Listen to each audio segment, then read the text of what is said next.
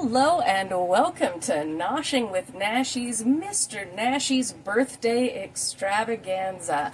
This is a bit more of a kicked back video. I will have my regular video later on this week, but I decided to record making for you Mr. Nashies birthday cake, and today we will be doing a nice, relaxed, chill, not so fancy Black Forest cake, also known as a Schwarzwälder Kirschtorte, which is a big thing in my family, being that we're German. I don't even think it's a German cake. I'm not even sure.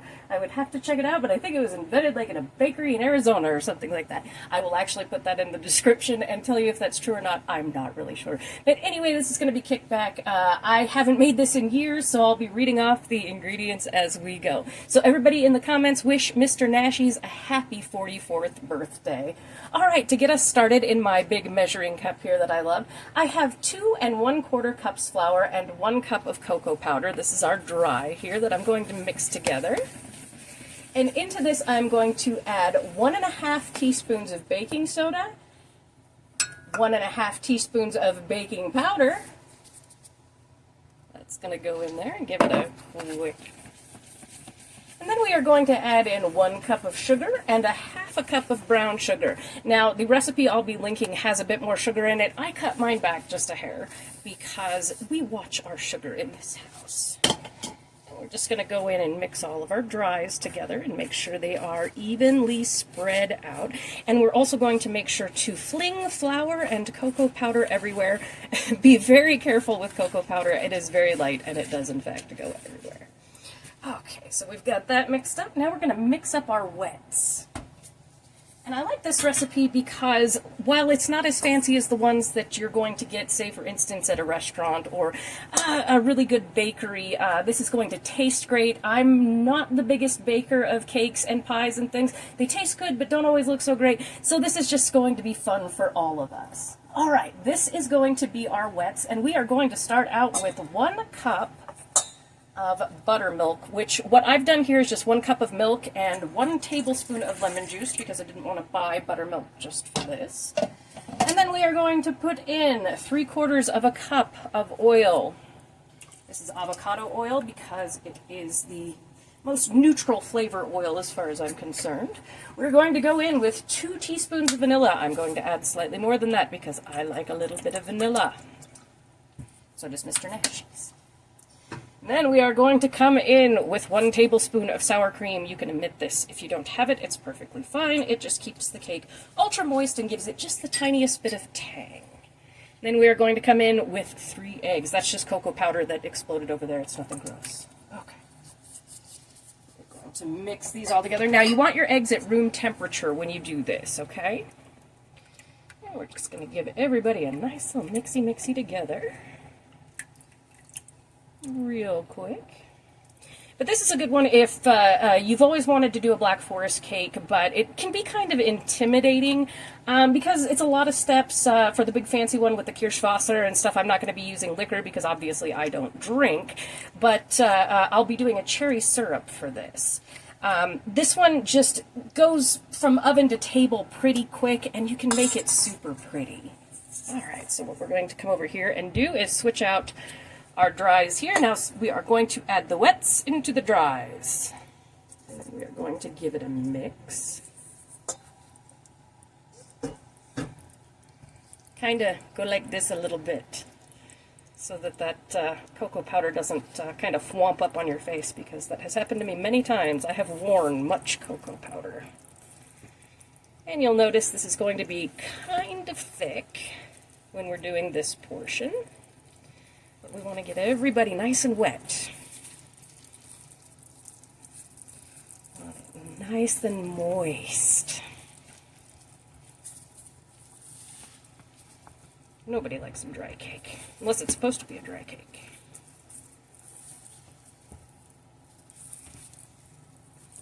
Alright, make sure everybody's in. And then we're going to come in with, we have 1 cup of very hot water. It's steaming here. And we are just going to kind of stir as we incorporate this hot water in.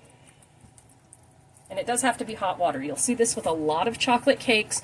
The hot water makes the difference in how fluffy, moist, and just how the flavor comes together. It makes it much richer. Now, if you wanted just for fun to do the just the chocolate cake portion of this recipe as opposed to doing the full Schwarzwälder cake, you can add a tablespoon of espresso powder into this, or instant coffee, and it will really give the cake a beautiful pop.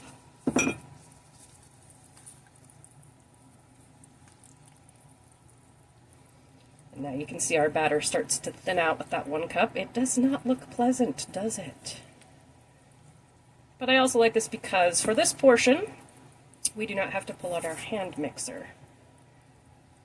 Tomorrow we will, because like I said, I'm going to bake this tonight, and then I'm going to store it in my refrigerator overnight.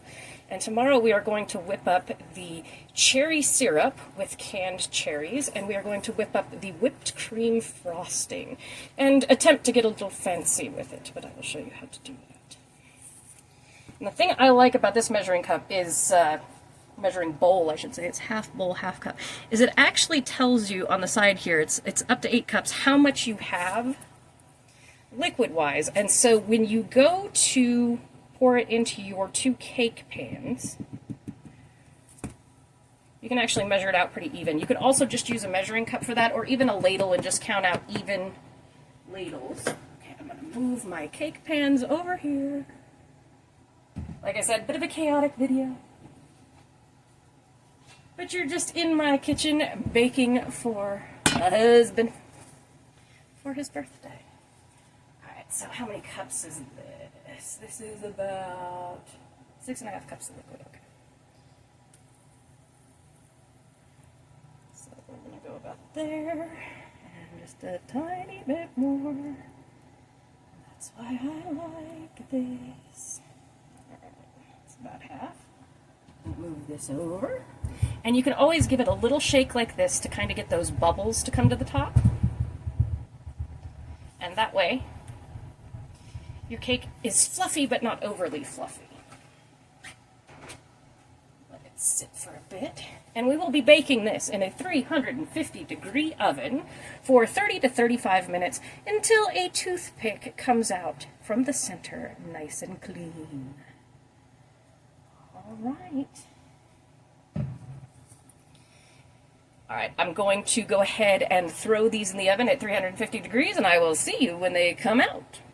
As you can see, it's quite bubbly. I wanted to tell you, when you are doing your cake pans, you want to generously butter them, and I mean more butter is better. Better, more butter. And then, rather than using on a chocolate cake, rather than using regular flour to dust it, I use cocoa powder. It just makes it easy peasy and matches the cake better. Okay, that took 30 minutes in my oven. You can see they've got quite the nice poof on them. I'm going to let these cool down for about 15 minutes in the pan, then I'm going to flip them out onto a cooling rack, let them cool completely, and then I'm going to store them in the refrigerator until tomorrow, and I will see you then to make our filling and our frosting. All right, so this is going to be some of the filling for our cake. We're also going to moisten up our cake with the syrup. And what I have here is a can of dark sweet cherries in syrup that I have just put into my pot here. I'm not going to add any water. I'm not going to add any sugar because, again, it is heavy syrup. And I'm just going to come in with about a heaping tablespoon or tablespoon and a half. I'm not even really measuring. Of cornstarch right here, and we're just going to whisk this together. You want to do this while it's cold, because cornstarch will just turn into a big lump if you don't. And then we're going to turn our heat on. Let me unlock my stove. Alright. And we're just going to turn it up to about 5, which is medium heat, and let it come up to a bubble until it gets nice and thick. And then we will cool this down, and when it's cooling down, I will make the whipped cream frosting. I'll let you watch this in fast motion.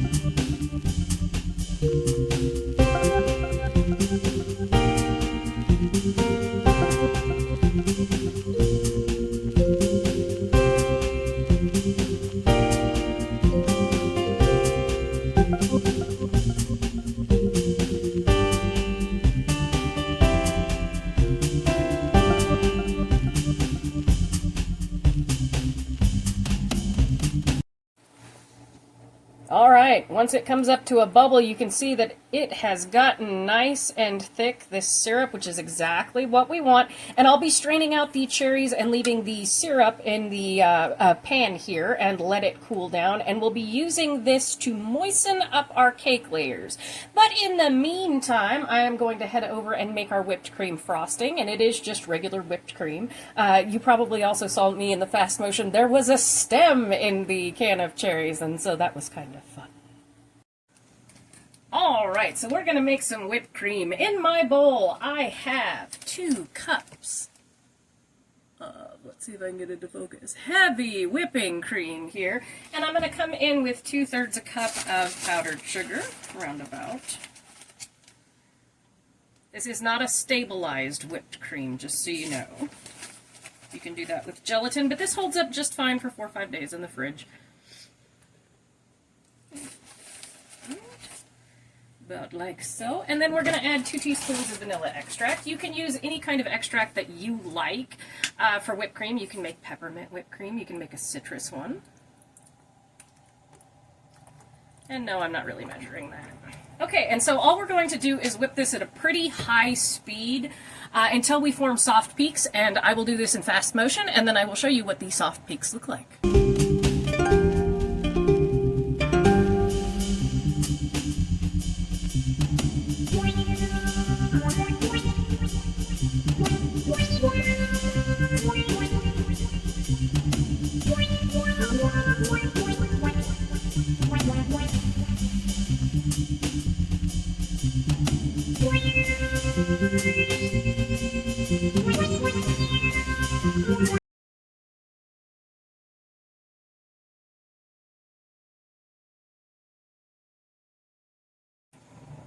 All right, as you can see here, I have 1 part of my cake because it's 2 cakes here. I have cut off the surface to make it level, and Mr. Nashies got to taste his cake. It is very good. And I have put it on some butcher paper on a pizza pan and a Lazy Susan so that we can frost this puppy up. So the first thing we do after cutting off the top of that, because we just want a flat surface, is we go in, this is our cherry mixture here.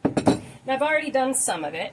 We come in and we just dab it on to absorb into the cake. This gets rid of some of the crumbage, too, so that when we go to frost, we're not going to get crumbs in there, but we want that nice and soaked in. And if you're using Kirschwasser for this Schwarzwälder Kirschtorte, this is when you would pour that on as well. But I'm just using this cherry syrup from the can. And we just want to do this. You can do this to the top as well. I'm not going to. And I also didn't level out the surface of the top of the cake because it's not necessary. We're just going to frost that and then decorate a little. All right, so I've just put some of my whipped cream here, and I'm just going to spread it out. Need a little bit more.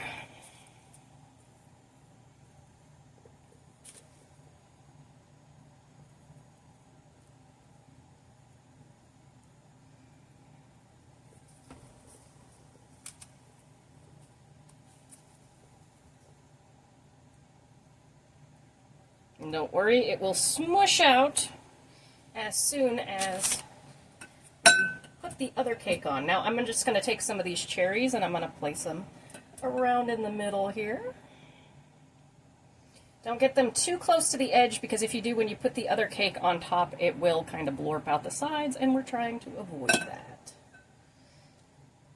Naturally, this isn't something that you have to do, it's just fun.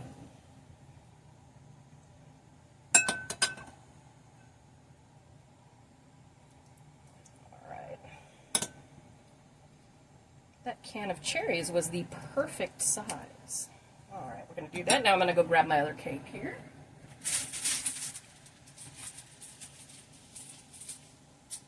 And this is a beautiful brownie-like cake, I should say too. And then we just squish those two together like so. And then we're going to come in with our whipped cream here.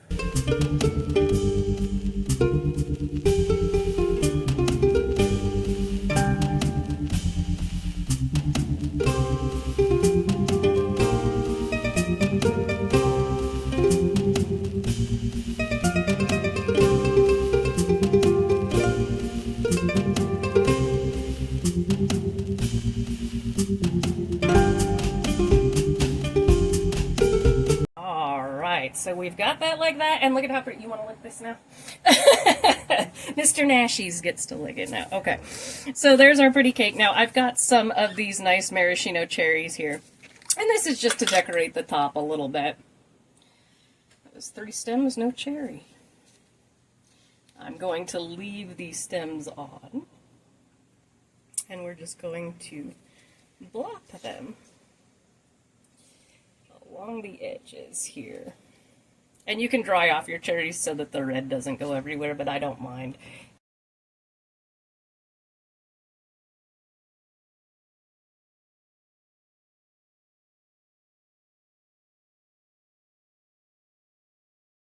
And we're just going to decorate the middle with them.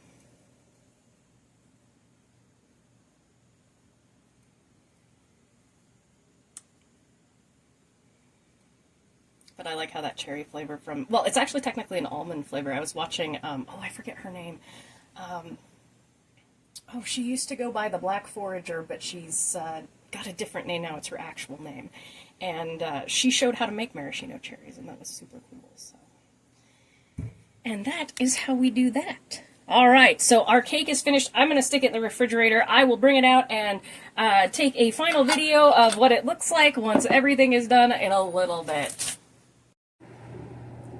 As you can see, we dug into the cake before I actually shot my final. We were so excited to sing Mr. Nashies' happy birthday and share it with him. While it may not be fancy, I can tell you this cake was a hit. It is very tasty, very moist, very good. So 10 out of 10 on this recipe for me. And for those of you out there that can decorate better than I can, it would be an absolutely gorgeous cake. But even if you can't decorate, it will taste good for those you give it to. So everyone, please wish Mr. Nashies a happy 44th birthday, and thank you so much for joining me for this impromptu edition of Noshing with Nashies. And if you would like this video, please like, comment, share, and subscribe. I'll see you in the next one. Bye!